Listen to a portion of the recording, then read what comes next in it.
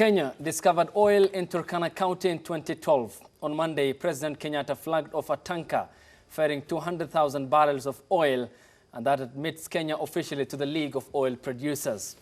But Kenya's infancy coincides with fluctuating oil market, with the Organization of Petroleum Exporting Countries, OPEC, netting oil export revenues rising to 711 billion in 2018, marking a 32% increase in 1 year.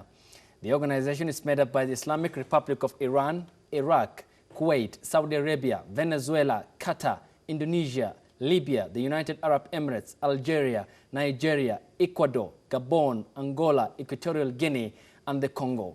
And fears arrive as Nairobi prepares to start commercial production of oil by 2022. But how does the government manage expectations, balance saving versus spending, manage medium-term revenue volatility, monitor expenditure, and set the country's economy to the path of prosperity? By the way, vile ndugu yangu kutoka Turkana alikuwa anaongea hapa, hakutaja na hakusema kwamba wale wametupea security ya kutosha. Kwa hiyo trucks ni watu ya West Pokot. Kwa hivyo sisi tunangoja mbafu. Wewe kana mguu. Wengine waende na kichwa na ngozi na hoops na horns, lakini sisi mbafu.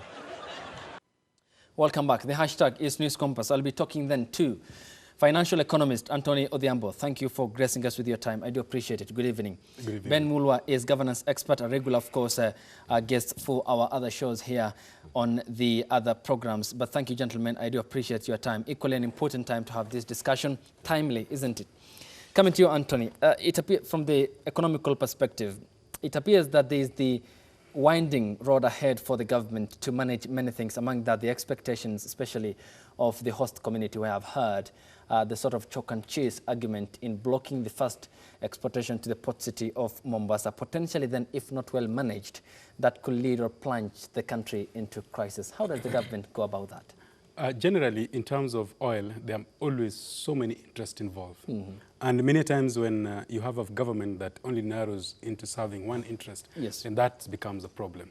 For example, if you go to Nigeria, and you'll find the Boni people, where the government never considered the environmental impact of oil exploration in that place. So you end up having an environment that is so degraded. Now, in Kenya, I'm very happy that at least for now we have a legislation that guides the way we manage our oil exploration. Now, with that, then you look at the way we are saying we are going to share the revenue from the oil, where you're saying, look, the national government is going to get 75%, the county government is going to get 20%, and then the local community is going to get 5%. Now, with that kind of scenario, then you notice then many interests are actually being taken care of. But then there's another interest that no one ever discusses. And you've just mentioned the interest of the OPEC. Yes. Now, when you're dealing with OPEC, what happens is that if you decide to introduce your currency, for example, deciding that, look, my oil will be bought in euros or in any other currency, apart from dollar, then the American will come in and say, look, according to agreement in 1970, all the OPEC member states must use the dollar. Then now you'll start hearing things like the Libya, the Gaddafi becoming a rogue president, the Venezuela, Hugo Chavez becoming a rogue president, just because you want to change the currency of operation in transacting in petroleum. Now, that is another interest that need to be considered. Now, as we speak now, if you ask me, we as a country and as a region need to come together and probably form a conglomerate Yes. so that we can speak with one voice. All right. That in itself will actually protect us from any other big players in the market. All right. The crucial point, isn't it? Then that perhaps wraps up the issue of the entire oil issue and the country's economy generally, wrapping up the country's economy in immunity. But coming to you, Ben, then, here is about talking about the 5 local community, the 20 county government, and the 75 national government. While that is a well-planned ratio, mathematically good on paper, then it appears that there is a sort of shaky deal between the president, the national government specifically, and the Turkana community, especially the governor, that is Josephat Nanok, and the host community generally. How does this preservation come about here in terms of even before venturing into the market, which is so hostile at some point with fluctuating prices, put out the house into order, ensure that everything is well set before we go out and go to the international market? Good evening, everybody. And before we delve actually into even the revenue sharing ratios, I think we need to be able to take ourselves a few steps back and try to understand critical dynamics around oil exploration, oil extraction, exportation, and even importation. For me, before I focus more on how much who is getting, Yes. I would be keen on some dynamics that have been a bit bothersome. Because since Talo announced that they had discovered oil in Turkana and parts of the larger northern frontier, we have not been able to, the government actually has not been extremely transparent in terms of the progress of that particular project and the actual quantities that we are working with in the long term. As we are talking today, we are in a scenario whereby we are actually transporting the oil from the field, Yes. a whole 800, close to 1,000 kilometers by road, just to try to fill up a tanker in Mombasa for exportation for purposes of refining to bring it back into the country. Now, in my view, that brings in or brings out a very critical component of sustainability and viability. Yes.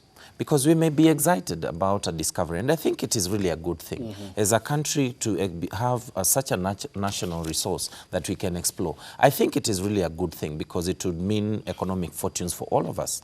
But in my view, there is so much that actually is being kept from the public domain in terms of the viability, in terms of the sustainability. Okay. Because Ayub, let me point this out to you.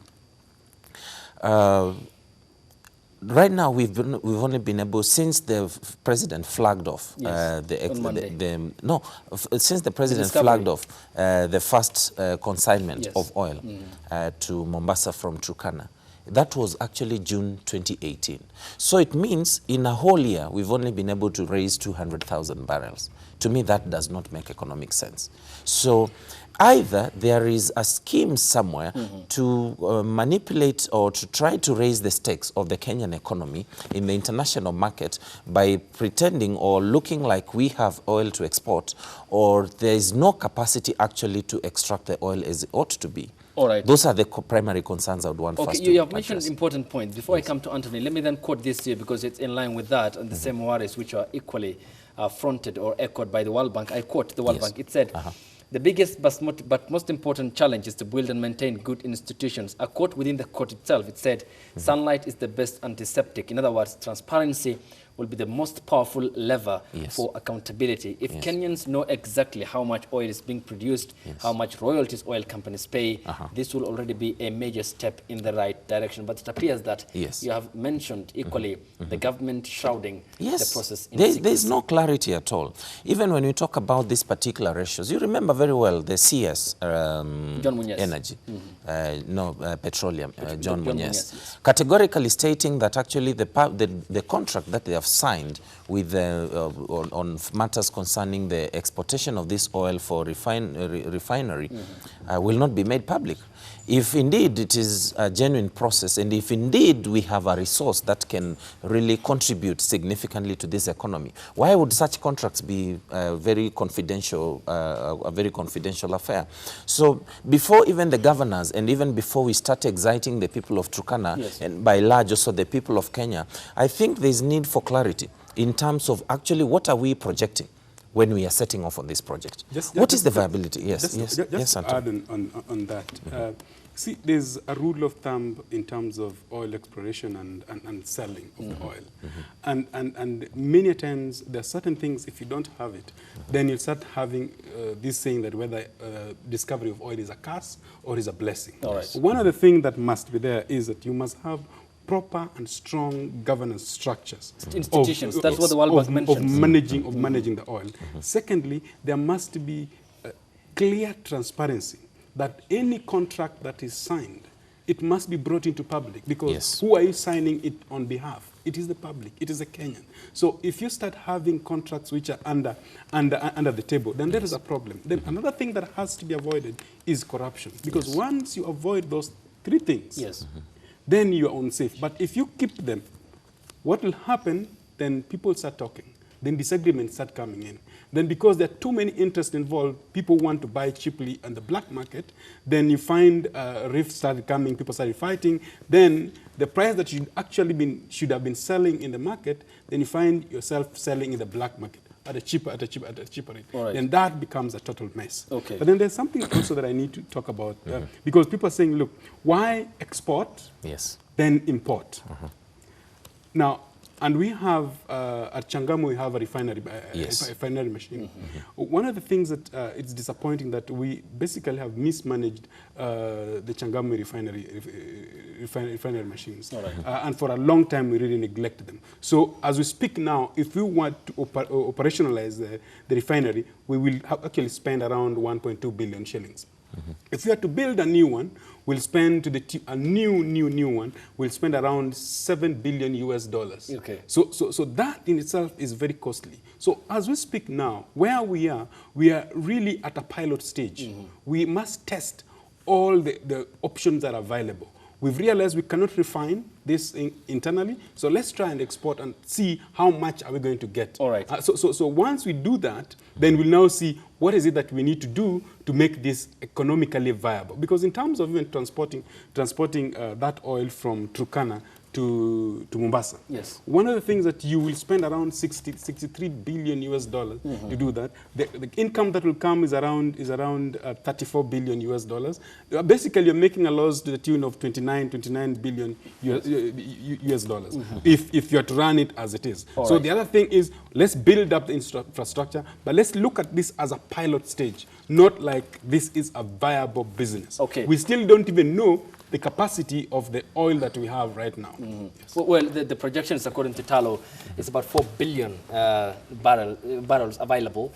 But again, further exploration can reveal more. Again, later I'll come on the big screen because there's a graph that clearly explains where we are.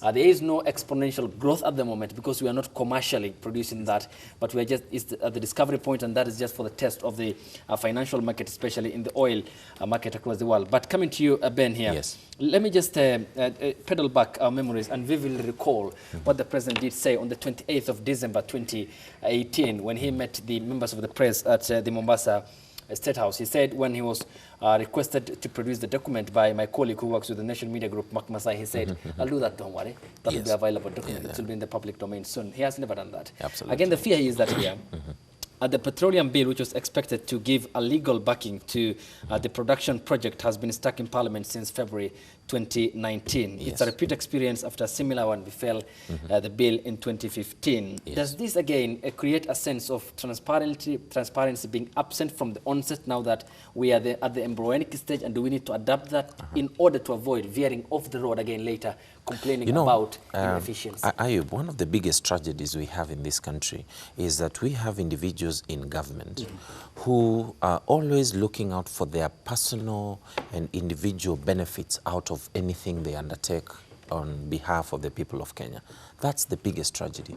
So The reasoning behind even the delay of the bill in Parliament is because there is a push and pull between interested parties. There are individuals who believe that this process or this legislation must only come to life after our interests are covered, after we have protected ourselves sufficiently.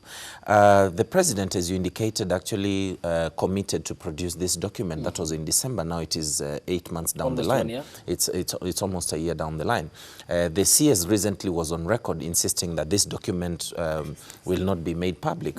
So that tells you that there is quite a bit of dishonesty around the entire project. Because even as we are, to challenge what Anthony has posed here, when we are looking at, this is like at the test level, to be able to establish the viability and all those things. There's a field in science called research. And there's a field in science where we do project analysis, so that by the time even anybody puts their dollar, a single dollar into any project, they have a good understanding of the actual viability of any project. So far, we have been receiving bits and pieces of information that are mostly not coherent to be able to convince Kenyans that we have a viable project. We don't want a scenario whereby we are destroying our tarmac roads for the next couple of months with heavy traffic all the way from Turkana. Then 6 months down the line, we are told, you know what, guys, sorry, we thought we had enough oil. We can't run government or public projects based on feelings and thoughts. It has to be backed by research. It has to be backed by facts. Once the government comes out clean on these particular provisions, then Kenyans, believe you me, Kenyans will be excited actually to join this league, because it is a transformative, it has a transformative impact on our economy. All right, and of course, pointing to economic diversification, a lot of points regionally, internationally. I'll come to that later after this short commercial break. Anthony and Ben, thank you. We'll still be on set. After coming back from the short break, we'll also take a look at a breakdown by scholarly paper that details how the revenue that is shared between the county government, the host community, and the national government is mathematically broken down. Take a look at that graph. Come into the second segment, sample your tweets, and of course, as we head towards the end tail of the program here on News Compass, continue sending in your tweets. The hashtag is News Compass. Stay tuned.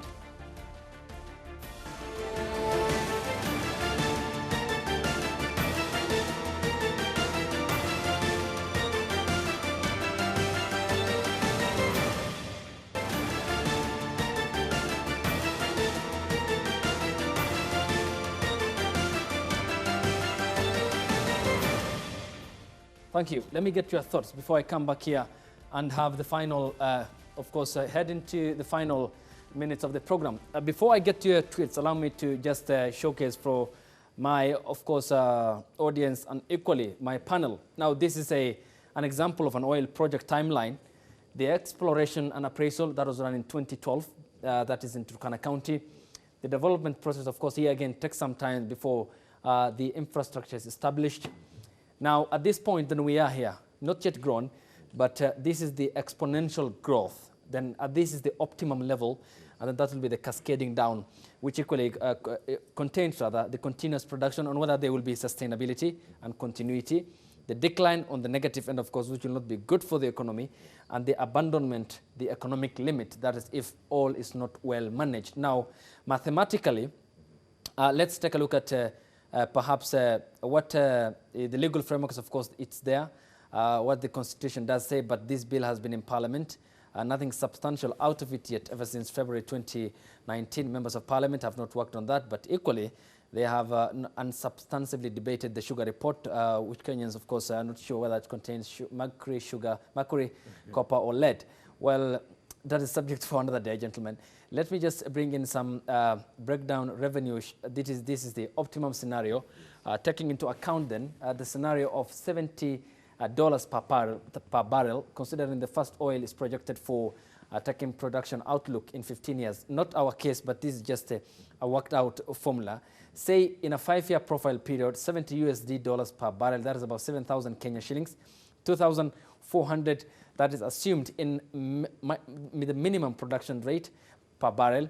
and the cumulative revenue comes to $325 million over 5 years. Then, in terms of the breakdown, the national government goes away with 75%, the county government 20%, the community, the host community, goes with 5%. Assume it's 220 million, then that's about $165 million, about 16.5 billion Kenya shillings. And then the county government does pocket about $44 million. That is about, at the maximum $220 million, about 22 billion Kenya shillings. That is Turkana County government's budget for 2 financial years. And then the host community, maximum 220 million, minimum 11 million, meaning maximally it can pocket 22 billion Kenya shillings if this is all, of course, managed. So it's all about how the government is going to be going about that. So let's get to your tweets then here on the program. It's flooded. Let's get here. Vincent says, News Compass, if Kenyans know exactly how much oil is being produced, how much is paid in royalties, this will be a major step in the right direction. Of course, he wants positivity out of that. Isabella says, Kenya, it appears, has not learned from its peers that have made wild success of their natural resources. Of course, we'll point to South Sudanese case. Someone understands oil economics. Please tell us why not sell that Turkana oil here in Kenya. Anthony did raise that matter, the need for the establishment of a refinery, which will cost the government about 700 billion Kenya shillings, almost more than a third of the national budget. And I'll come to the other notifications. Kenyans rush to export Turkana oil will destabilize any serious talk with the locals. Consequences are not that far. Pause. It's time for reflection, says Emily on Twitter. And one final one here from one of our, this is Ben Mulo, of course, a tweet by you. Kenya's rush to export Turkana oil will destabilize. This is perhaps a showcase of how Ongweri_Amos is perhaps not optimistic about the future of the oil discovery, but says that if not well managed, then this can be a curse in the case of South Sudan. So those are some of your tweets. I can't sample all because of time. Need to get the sentiments of our panel equally. So I'm getting back to them, and I just want to pose this important element because we are now going beyond the borders of the country, Ben, and I'll come to you here. And it appears that then we have some specifications. I don't want, nor does any Kenyan view the country rather slipping into chaos, as was the case with South Sudan. But in terms of the international capacity and the market financially, owing that we have some debts to pay, does it take Kenya off the pricing power here because we have debts to pay, for instance, to China and to other European countries? And how about the supply power away from the country? Is that a disadvantage that we are likely to meet in the future? I don't think it would be directly a disadvantage. If anything, actually for any lender, this is a new income stream that the government doesn't currently have. So it increases in terms of capacity to repay.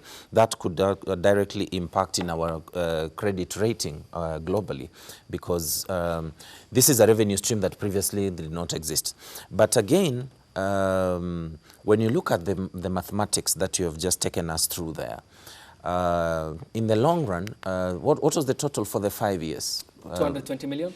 US dollars. Especially for the county, yes. Maximum 220 million US dollars, about 22 billion. That's about 22 billion shillings. That math right there does not actually include the actual cost of what we are putting in to be able to raise. You know, you're giving me a gross, Kenyans are being given the gross sell price. It's like we are saying, yes, we are exporting coffee and we have made 100 billion shillings from coffee. We have not considered the actual inputs, the actual expenses we have put into that project. And still it takes me back again to the same scenario. If these are the projections that are coming from the Ministry of Petroleum, believe you me, this project does not sound to be anything near viable by any standards, by any evaluation. Because if all this effort, when you take again the 75%, if the county government is going to earn 22 billion shillings in 5 years, Mwananchi there is earning another about 10 billion. Yes. From the for the same duration. Yes. Again, there's an issue there with how much money is going to the community. How is this going to happen? Is there a cash transfer program that will be paid now? You are a resident of Turkana, so you'll be earning M-Pesa because we sold oil from your county? or what kind of infrastructure. So all these actually are areas that continue to cast aspersions in terms of the planning around the implementation of this whole project. I sincerely wish that the government could be a little more honest in terms of enlightening Kenyans that when we are generating these 100 or 200 billion shillings from this process, we have already sunk in maybe 80 billion. So the net that we are receiving, you see, the conflict will arise from this, Ayub. You go and tell the people of Turkana that the county government will receive $20 billion or 20 billion shillings in the next 5 years. Then eventually, when the overheads are removed from that math, the county government ends up receiving 3 or 4 billion shillings. That's automatically, somebody will start making noise on the ground that somebody in Nairobi is the one actually who is eating our 20 billion. So I think the element of transparency is really critical. There is really nothing worth hiding around such a noble project for this country, because it is not, when you look at even that projection, it even goes beyond the president's current term. So it only serves him right to make sure that what is in the public domain is right at this stage, because the contrary to that will be in the event chaos erupt, Kenyans will hold it against the current president. They'll be like, you are the one who brought this madness to us. You are the one who brought us this problem. We were okay. So I think it is important for them to really... Let me just say something short. Yes, in terms of the 5% that goes to the community, the best practice is always to invest it in first infrastructure, education, and health. So that when you go to Turkana, you definitely find better healthcare. A turnaround society. Yes, yes. A turnaround society, as you said. If that doesn't happen, then there is a problem. As Ben has said, look, we need transparency in management of our natural resources. When the minister comes up and talks about that, look, the contract we've signed, we cannot put it in public. The president is promising that after the interview, he will actually share that. Yes, which he never did. Which he never does. Then that is a problem, and those kind of situation brings a lot of trust issues. And once you have trust issues, then there is a problem. And there's something else that I wanted to talk about, something that has not come out very strongly in terms of environmental degradation aspect of it, because this has to come out very clearly now, so that we know that after 20 years we've explored, we've got this oil, then what happens to Turkana? Does it become worse than when we found it, or it becomes better? What are the mechanisms that are put in place so that we know after 20 years, after 30 years of exploring oil from this place, it will be a better place? But the other thing also that we also have to look at is, as we speak as a country right now, we are looking at alternative energy. We are what we call clean energy. I'm happy that at least we have really invested in solar. We've also invested in wind energy. Those are good things. But today, because we're discussing about this oil and petroleum issue in Turkana, and for me, I wouldn't want to write it off now, because I see it as a pilot stage. Let's give it a few months and then come back to it. Because considering the fact that Talo Oil has really invested, in fact, they have borrowed money to invest and invest and invest. They need back that money. Okay, given that, again, there are fears about the political climate, especially at the host community level, because that, again, has been the same scenario which played out in South Sudan, because the investor did fear because of the civil strife that started in December 2013. I'll come to that later, but come to you, Ben Mulwa here. Economically, then demand is not what it used to be, neither is the country's economy where it was 20 years ago. But again, my fear, or the fear of the economic analysts, is that neither do we have an exuberant financial market or an exuberant financial system in the country. We see the capital flight, manufacturing is on the doldrums, the economy is on the abyss, and it appears that the government then has this horse to ride on twice, which is to set up the economy, because without a proper economy, you can't undertake this initiative. And without that, again, the fear of the investor comes in. So who wants to invest in an economy that is underperforming, is not well managed, mismanaged for that matter, mishandled? So how does the government need to put the house into order? Unfortunately, this is something that we have to state very candidly. If you look through the Jubilee tenure for the last 7 years, there has been a lot of haphazard way of doing, undertaking mega projects without taking time to critically understand their internal capacities, and more importantly, planning around sustainability, because to me sustainability is very key. Yes. And I'll give you several scenarios. You remember the medical equipment leasing program that to date still remains a mystery to many Kenyans. We ended up with a lot of equipment in many hospitals that we do not have the capacity to operate or to functionalize. So we still have Kenyans dying from ailments or from complications that the equipment we leased can be treated. I'll still revert to my entry point, whereby we have individuals in government in critical policy making levels who insist on looking primarily at the benefit that is coming to them at the expense of the benefit of the public. And that is where Kenyans keep losing. So even in the same sense of this particular project and about the concerns that the investor is raising and also our standing economically, in the long run, right now, the world is actually completely shifting into clean energy. As we are speaking, some of the largest car manufacturers in the world are actually holding their breath. Yes. Tesla is taking the world by storm with electronic cars, and they're already operational. A friend of mine actually right now in Norway drives a Tesla. It's 100% electric. Yes. It doesn't Need fuel. Doesn't. So what that means is we may be running in the opposite direction of where the world is going, where we end up with now large volumes of fossil oil or fossil fuels that the world is discarding, and then we have invested our money, we have no capacity because the money even Talo is borrowing. Yes. In the event, and that's why I want to believe the contracts are being kept secret, that in the event they are not able to recover their money, this money will still be paid by the treasury. Yes. Those are the things I want to imagine are contained in those contracts. That's why they can't afford to make them public. My take is there needs to be a little bit more transparency, as you asked about the government putting their house in order, because it doesn't really cost anything. Actually, it really raises the credibility of the government in the eyes of the public, to the extent that citizens are confident that whatever projects that we are undertaking or we are investing in are for the benefit of the people of Kenya. Kenyans need to be convinced by the same government that whatever we are doing is for their own benefit, not for the benefit of a few individuals, as we have seen with mega projects before. You know, Okay, you've just talked about, You've just talked about the current economic situation in Kenya, and you're wondering why should the government take such a project, a big project. And for me, history is my best teacher. If you look at Venezuela before the discovery of oil, it was no country. It was a poor country, or Dubai as we know it, before the discovery of oil. Those guys were poor, and there was nothing good that was coming, or Kuwait. So what I'm saying, for me, it's this simple, that look, let's give the government a chance. Of course, we must continuously demand from the government so that they become transparent, become accountable, but let's give it a chance. So that then after maybe 5 years, then we can review. Because I don't think the current government will be there in perpetuity. Yes. At one point, they'll be out of power, and we'll question them. We'll take some of them to court. We'll take some of them to jail if they've messed us up.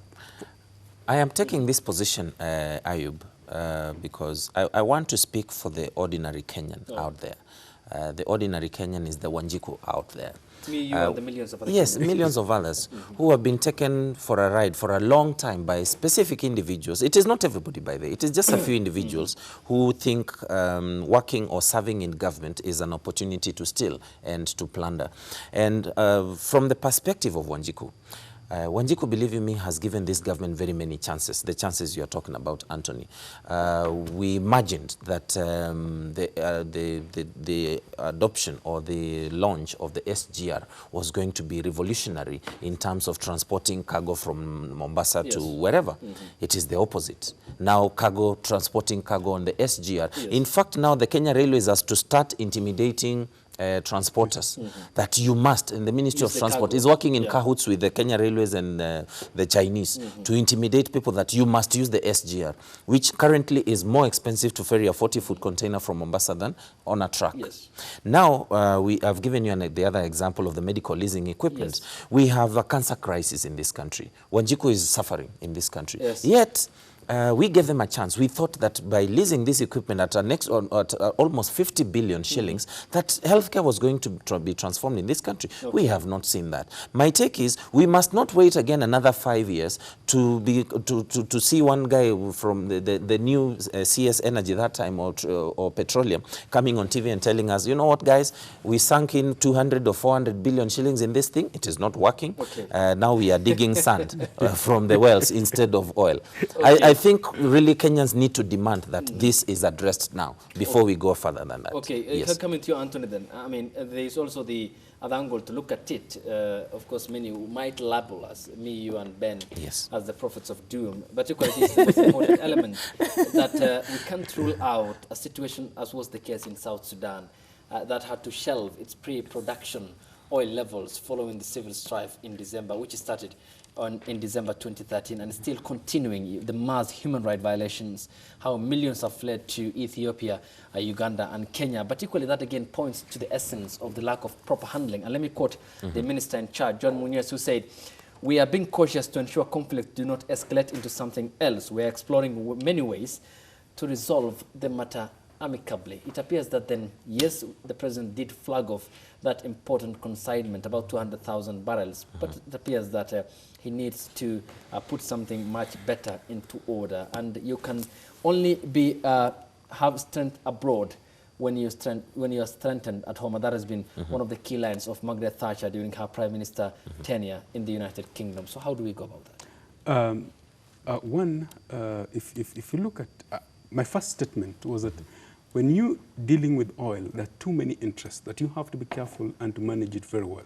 For example, if you look at South Sudan, it's something that's difficult to explain that you can sustain a war for a long time where there's no mineral that you could say that they have right now, except the oil which they're not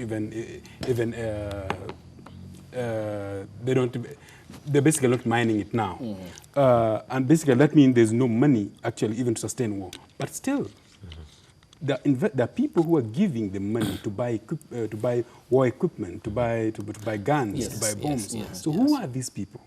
And you just need to know, to check who are struggling in terms of who wants to do the mining, who wants to get the oil. Yes. And there are two big economies, the US and the Chinese. Yes. And that means they're either sponsoring the war between the two communities who are basically fighting. So that is why it is very important that all the interests are taken care of and a lot of transparency is put into place. All right. It's unfortunate. Mentioning that, Anthony, before you continue, I just want to equally add a bit cut you short. You will continue, of course.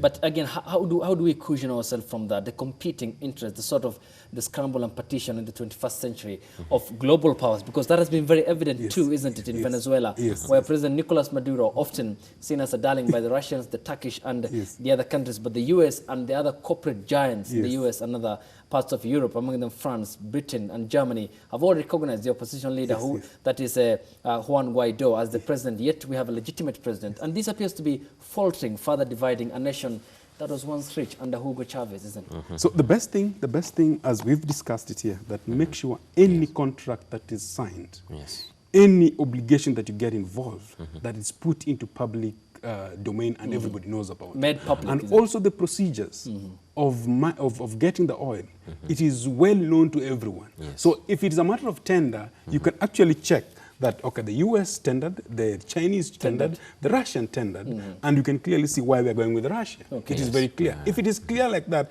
there is always no problem. The problem comes when you start covering up things. When there is an opaque all over the thing, all over the case. Then that is where now interest start coming in. And then people prefer to buy the oil on the black market rather than on the normal market where it is demand and the supply that control the price. Okay, Ben, let me just come and cascade down the discussion entirely at the consumer level here, because it's equally important for the taxpayer, the common man, to be up to date with what's happening. And aside from the locals, the host community in Turkana country, we live in a country where half of the population goes to one meal to bed without a meal a day. Yes. And this again points to perhaps a whole host of responsibility upon the shoulders of the government at a time when many Kenyans feel the brunt of an economy that has been mishandled. What does the government need to do at the consumer level to ensure that the prices at the pump are fair, there's no pinching, and equally energy at homes and the prices to be reduced? Just today, the LPG gas, we had a business story. The government said no longer, you can't handle that without an authority from the Energy Regulatory Authority. On the element of licensing, I think that is critical because that is the safety of the people of Kenya. That is that is not negotiable in my view. And even the ordinary vendors, even in the slums and in rural areas, must agree to be regulated because LPG is very dangerous if mismanaged or mishandled. But now when you come to the issue of pricing at the pump, it is very difficult to discuss fair pricing or justice for Wanjiku at the pump and the government in the same sentence. Reason is, I'll give you specifics. Like today, look at the actual breakdown of how much refined oil lands at Mombasa and how much the same government that is supposed to be protecting Wanjiku taxes on a liter of petrol. Right now we are buying a liter of petrol at 112 shillings. Out of the 112 shillings, about 52–54% of that price is actually taxes. So the problem is not actually the actual cost of oil or the actual cost of petroleum or kerosene. The problem is the government. So it becomes difficult to expect the same government again to work against itself and start defending Wanjiku. That's why perhaps in the long run we may need also to critically evaluate the kind of leadership we have in place. Secondly, there is the issue of kerosene, because this is actually an energy source for very many families in this country. You remember, by some argument that came from Rotich, formerly at the Treasury, he came up with a very ridiculous justification as to why he had to push the kerosene prices up. He insisted that people are using kerosene to adulterate diesel.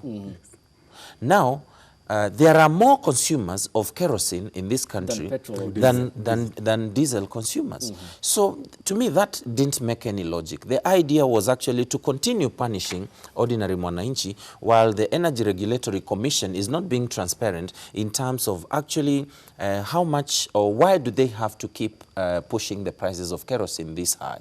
And in the long run, we have again to start now critically evaluating the pricing strategy that is adopted by the government. Because initially we thought salvation would come when prices were controlled. You remember initially it was a free market.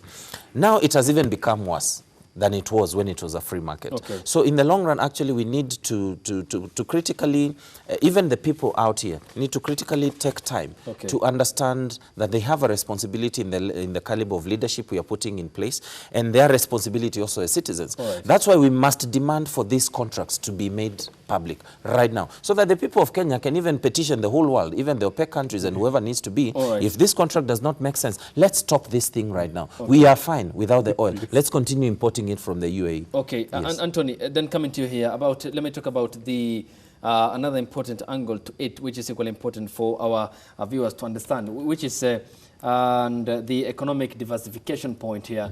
And countries such as Saudi Arabia, the biggest producer, thousands of barrels of oil per day, is looking at another venture in which the Crown Prince Mohammed bin Salman, I don't want to talk about the sketchy human rights records that he has, which includes, of course, the gruesome murder of Jamal Khashoggi at its embassy in Istanbul.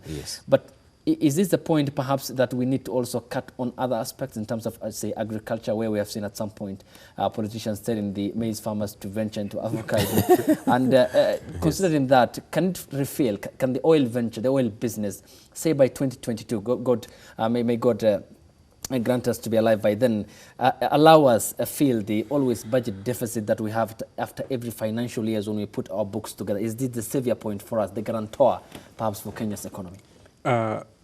Basically, when running a country economically, you constantly must look at options and ways of getting revenue.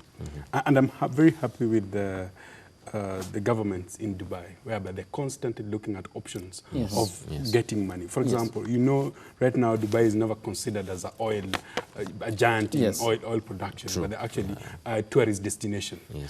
We Kenyans, we've always been known to basically be agricultural country where that is the main thing. But I'm so happy that even as a country right now, we are trying but not trying as much. I was very happy with what Governor Joho said in Mombasa when they were launching this, when we decided to start exporting the oil that we had. And he said something very interesting that, look, let's try and build as much as it's costly, our refinery, even if it is refurbishing it, and then have various products from petroleum, like bitumen, then that will create more employment. That is how you start diversifying economy. Or what the president is constantly saying that, look, let's then turn Kenya to be a service industry, whereby we are known to, for example, banking. We are known for, let's say, programming. Just like Singapore has no mineral, but they are leading in all sorts of service industry. So those are things that now constantly we start having to look at. Okay, Anthony and Ben, can we end it at that point then? I do. Thank you for coming on board. I'm told to get out of the set. But equally, a worthy, important discussion that is timely and points to a better future economically for Kenya if well handled. Thank you so much, Ben Mulwa, governance expert. Anthony Odhiambo, economist, and thank you to you too for watching the program. Always 3 ways to get in touch with us. On Facebook, that we are at facebook.com/Ebru Television Kenya. On YouTube at Ebru TV Kenya, and of course online at www.ebrutv.co.ke. On Twitter, we are at Ebru TV Kenya, at Ayub Abdikadir, at Ben Mulwa, and at Anthony Odhiambo. Gentlemen, I do appreciate your time. Thank you so much. Kabata Lizzie, my director, thank you. And Shadrach, of course, the cameraman Wycliffe, to the gentlemen who have made this broadcast a wonderful outcome. I do thank you. And of course to you too. We'll see you next week by the grace of God on Thursday for another topic, another important discussion, and different set of guests, of course. Till then, bye-bye.